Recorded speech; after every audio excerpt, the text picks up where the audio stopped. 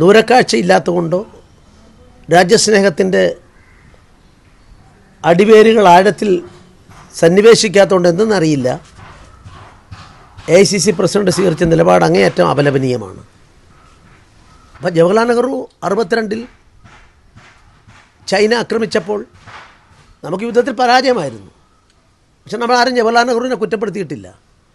ജനസംഘവും രാമനോഹറിലൂടെ socialist പാർട്ടിയും കോൺഗ്രസ് പാർട്ടിയും എല്ലാം നെഹ്റുവിൽ രക്ഷകനെ കണ്ടെത്തിക്കൊണ്ട് ആ നിലയ്ക്ക് നെഹ്റുവിനെ പ്രകീർത്തിച്ചുകൊണ്ടാണ് അക്കാലം പോയിട്ടുള്ളത്. കമ്മ്യൂണിസ്റ്റുകാരൊന്നും ജയിലിലായിരുന്നു, കാരണം അവരന്ന് ചൈനയെ പിന്താങ്ങിയവരാണ്. ചൈനയാണ് ശരി, ഇന്ത്യ തെറ്റാന്ന് പറഞ്ഞവരാണ്.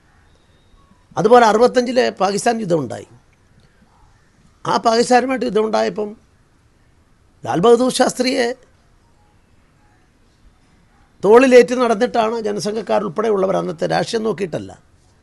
71-ൽ ബംഗ്ലാദേശ് യുദ്ധം, 71-ലെ ബംഗ്ലാദേശ് യുദ്ധത്തിൻ്റെ പശ്ചാത്തലത്തിൽ അന്നത്തെ പ്രതിപക്ഷത്തുണ്ടായിരുന്ന വാജ്പേയി ഇന്ദിരാഗാന്ധിയെ തീഫെന്ന് അവിടെ വിളിച്ചതാണ്. തീഫ് എന്താ വിളിക്കാൻ കാരണം?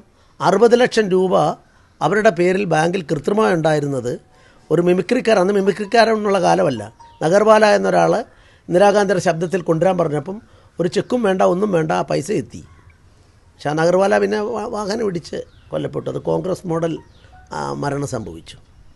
അപ്പോൾ ഞാൻ ഈ പറഞ്ഞു വരുന്നത്, അത് കഴിഞ്ഞ് 2 ആഴ്ച കഴിഞ്ഞ് ബംഗ്ലാദേശ് യുദ്ധം ഉണ്ടായപ്പം അതേ ഇന്ദിരാഗാന്ധിയെ വാജ്പേയി ചിത്രീകരിച്ചത് ദുർഗാദേവി എന്നാണ്, ദുർഗയുടെ പേരിൽ അണിനിരക്കാനാണ്. ഇതാണ് ഈ നാടിൻ്റെ ചരിത്രം. ഇപ്പോൾ 3 സർജിക്കൽ സ്ട്രൈക്ക് ഉണ്ടായി. ആ 3 സംഭവങ്ങളും അണിയുടെ വ്യത്യാസം കൂടാതെ, അണുവിട വ്യത്യാസം കൂടാതെ എത്ര കൃത്യമായി ഓപ്പറേറ്റ് ചെയ്തു. അതെല്ലാം വിജയകരമായി. ഒന്നിൽ പോലും നമുക്കൊരു പോറൽ പോലും ഏറ്റതായി ആർക്കും ചൂണ്ടിക്കാണിക്കാനില്ല. പക്ഷേ അതിനെ സംബന്ധിച്ചിടത്തോളം ഞാൻ ചോദിക്കട്ടെ, പട്ടാളക്കാരെ അഭിനന്ദിച്ചുകൊണ്ട് അദ്ദേഹം പറഞ്ഞപ്പം എന്തേ ഇന്ത്യൻ പ്രധാനമന്ത്രി മറന്നുപോയി? എന്തേ ഇന്ത്യൻ പ്രധാനമന്ത്രി അന്ന് മാറ്റി നിർത്തി? ആ മൗനം കുറ്റകരമല്ലേ?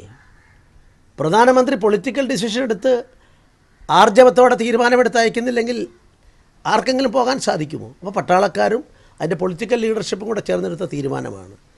എന്തെങ്കിലും പാളിച്ച പറ്റിയിരുന്ന് വിചാരിക്കുക, പ്രതിക്കൂട്ടിലാകുന്ന നരേന്ദ്രമോദി ആയിരുന്നില്ലേ? എന്തേ നരേന്ദ്രമോദിയെ ഓർക്കാതെ പോയി?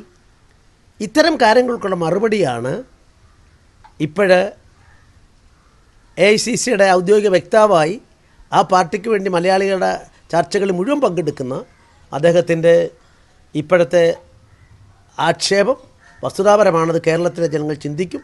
തീർച്ചയായും BJP ഈ അദ്ദേഹത്തിൻ്റെ പ്രവർത്തനങ്ങളിൽ നിന്ന് തീർച്ചയായും കേരളത്തിലെ BJPക്കും അദ്ദേഹം പ്രവർത്തനത്തിന് വേണ്ടി ഇവിടെ വരുമെന്നുള്ള പ്രതീക്ഷയാണുള്ളത്. ഞാൻ അദ്ദേഹത്തെ അനുമോദിക്കുന്നു. മുങ്ങുന്ന കപ്പലിൽ നിന്ന് ചാടി വരുന്നവരെയെല്ലാം ഞാൻ സ്വാഗതം ചെയ്യുകയാണ്. BJP is open for all എന്ന് ഞാനെന്ന് പറഞ്ഞപ്പോൾ, വൻതോക്കുകൾ വരുമെന്ന് പറഞ്ഞപ്പോൾ, ഏതായാലും വൻതോക്കുകളും മോശമല്ലാത്തവരും ഒക്കെ വന്നുകൊണ്ടിരിക്കുകയാണ്. ഇനിയും വരാനുണ്ട് ആളുകൾ, കാത്തിരിക്കാം, കാണാം. ഈ അദ്ദേഹം ന്യൂനപക്ഷ സമുദായത്തിൽപ്പെട്ട അംഗം കൂടിയാണ്. അപ്പം എത്രത്തോളം ആത്മവിശ്വാസം, അതായത് ഈ തെരഞ്ഞെടുപ്പ് മത്സരത്തിൽ എത്രത്തോളം ഇത്തരം ആളുകൾക്ക് അദ്ദേഹം മത്സരിക്കില്ല എന്ന് പറഞ്ഞെങ്കിൽ പോലും സാധ്യത കൽപ്പിക്കുന്നുണ്ടോ ഇപ്പോഴും? അല്ല, ന്യൂനപക്ഷങ്ങൾക്ക് ആരാ എതിരായിട്ടുള്ളത്? ന്യൂനപക്ഷങ്ങൾക്ക് BJP എതിരല്ല.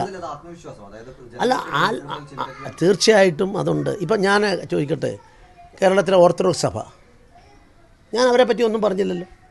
പക്ഷേ ഓർത്തഡോക്സ് സഭ ഇന്ന് ഇതാ മനോരമയുടെ ലാസ്റ്റ് പേജ് എടുത്ത് നോക്കും, ശ്രീധരൻപിള്ളയുടെ പ്രസ്താവനയെ സ്വാഗതം ചെയ്തുകൊണ്ട് അനുമോദിച്ചിട്ടില്ലേ? ഇതുവരെയൊക്കെ ചരിത്രത്തിൽ അങ്ങനെ ഉണ്ടായിട്ടില്ലല്ലോ. അപ്പോൾ അതൊന്നും വലിയ പ്രശ്നമൊന്നുമില്ല. എല്ലാവരും വരും. ന്യൂനപക്ഷങ്ങളും ഭൂരിപക്ഷങ്ങളും എല്ലാം, ഏത് പക്ഷവും BJPയോട് അടുക്കണം. ഈ പ്രാവശ്യം നരേന്ദ്രമോദി നയിക്കുന്ന യാത്രാ സംഘത്തിൻ്റെ ഭാഗമാകണം എന്നുള്ളതാണ് ഞങ്ങളുടെ അഭിപ്രായം. ഓഫർ, ഒരു ഓഫറും ഇല്ല. എന്തോ ഓഫറാണ് ഉള്ളത്? രാഷ്ട്രീയ പാർട്ടിക്ക് എന്തോ ഓഫർ കൊടുക്കാനാണ്? അതൊക്കെ താങ്കളുടെ മനസ്സിലിരിക്കുന്ന എന്തോ ഒരു വിങ്ങലാണ് ഇങ്ങനെ പ്രകടിപ്പിക്കുന്നത്. അസ്വാഭാവിക അല്ല, അതെനിക്കറിയില്ല. അദ്ദേഹത്തോട് ചോദിച്ചാൽ മതി. അദ്ദേഹം അങ്ങനെ പോകുന്ന ആളാണെന്ന് ഞാൻ കരുതുന്നില്ല.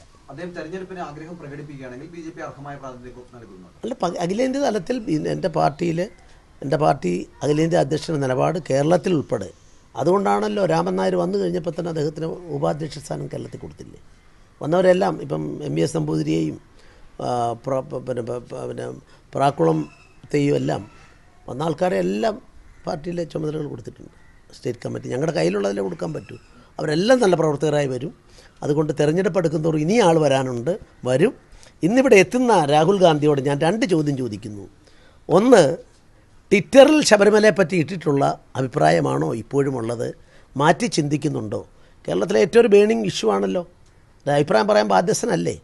AICCയുടെ ട്വിറ്ററിൽ ഇട്ടിട്ടുള്ളത് ആ നിലപാടിൽ മാറ്റമുണ്ടോ? ശബരിമലയെ പറ്റി എന്താ നിലപാട്? കഴിഞ്ഞ തവണ 1.25 മണിക്കൂർ പ്രസംഗിച്ചിട്ട് മൗനിയായിരുന്നു. ആ മൗനം കുറ്റകരമായിരുന്നു. ഇപ്പോൾ ഇവിടെ വെച്ച് അദ്ദേഹം പറയട്ടെ.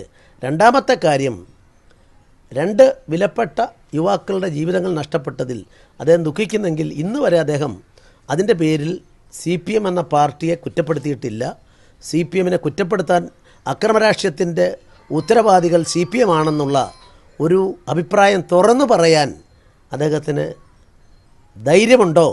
അത് തുറന്നു പറയുമോ എന്നും ഈ 2 കാര്യങ്ങൾ ഞാൻ അദ്ദേഹത്തോട് ചോദിക്കും. CBI അന്വേഷണത്തെ പറ്റി അല്ല, ആരാണ് ആ കുറ്റം മലയാളികൾക്കെല്ലാം അറിയാമല്ലോ. CPMൻ്റെ അക്രമ രാഷ്ട്രീയമാണ് ഇതിന് കാരണം എന്ന് പറയാൻ അദ്ദേഹം തയ്യാറാകുമെന്നാണ് എൻ്റെ ചോദ്യം.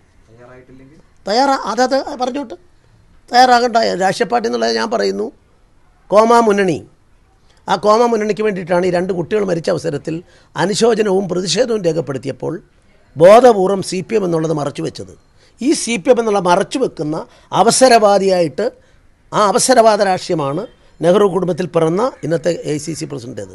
അതാണ് ഞാൻ പറഞ്ഞ ഓരോ കോൺഗ്രസ്സുകാരും രണ്ട് തവണ ചിന്തിക്കണമെന്ന് പറയാനിടയായിട്ടുള്ളത്. 2 കാര്യങ്ങൾ ഞാൻ പറഞ്ഞതാ. ശബരിമലയെ പറ്റി പറയാൻ ധൈര്യമില്ലാത്ത ആൾ, മാർക്സിസ്റ്റുകാരാണ് ആക്രമിച്ചത്, മാർക്സിസത്തിൻ്റെ അക്രമ രാഷ്ട്രീയം വാരി വിതറിയത് കൊണ്ടാണ്, അത് വിതച്ചത് കൊണ്ടാണ് ഈ അനിഷ്ട സംഭവം ഉണ്ടായത്. ഈ 2 കാര്യം AICCയുടെ പ്രസിഡന്റ് തല നിവർത്തിപ്പിടിച്ച് നിന്നുകൊണ്ട് കേരളത്തിലെ ജനങ്ങളോട് പറയാൻ സാധിക്കുമോ? സാധിക്കേണ്ടതാണ്. അതിന് അദ്ദേഹം തയ്യാറുണ്ടോ എന്നാണ് എൻ്റെ ചോദ്യം. അതൊക്കെ എല്ലാവരും പറഞ്ഞു. ഇന്നലെ ഞങ്ങൾ പോയി കമ്മീഷനെ കൊണ്ട് വേണ്ട, കമ്മീഷൻ അവിടെ പ്രഖ്യാപിച്ച് ഇന്ന് പേപ്പറിലെല്ലാം ഇല്ലേ. ഈ രാജ്യത്ത് മതത്തെ, ദേവാലയങ്ങളെ ഒരിക്കലും തെരഞ്ഞെടുപ്പ് പ്രചരണം ഉപയോഗിക്കരുത്. BJP ഒരിക്കലും ഉപയോഗിക്കാറില്ല. അതേസമയത്ത് ശബരിമലയെ തകർക്കാനുള്ള ശ്രമം, പോലീസിൻ്റെ വേട്ടയാടൽ, എങ്ങനെ നിരീശ്വരവാദികളെ വിശ്വാസം ഇല്ലാതാക്കുന്നു, എങ്ങനെ ആളുകളെ വേട്ടയാടി, എങ്ങനെ ആക്രമിച്ചു, ഈ കാര്യങ്ങളെല്ലാം പറയാനുള്ള സ്വാതന്ത്ര്യമുണ്ട്. അതിന് തെരഞ്ഞെടുപ്പ് കമ്മീഷൻ്റെ തിട്ടൂറൊന്നും ആവശ്യമില്ല.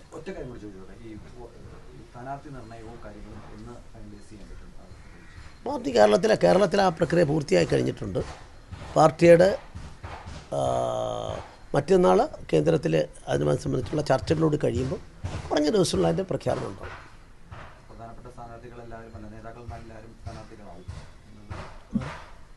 സ്ഥാനാർത്ഥികളാവുന്നതിന് എപ്പോഴും പ്രാധാന്യമുള്ളവരാണല്ലോ.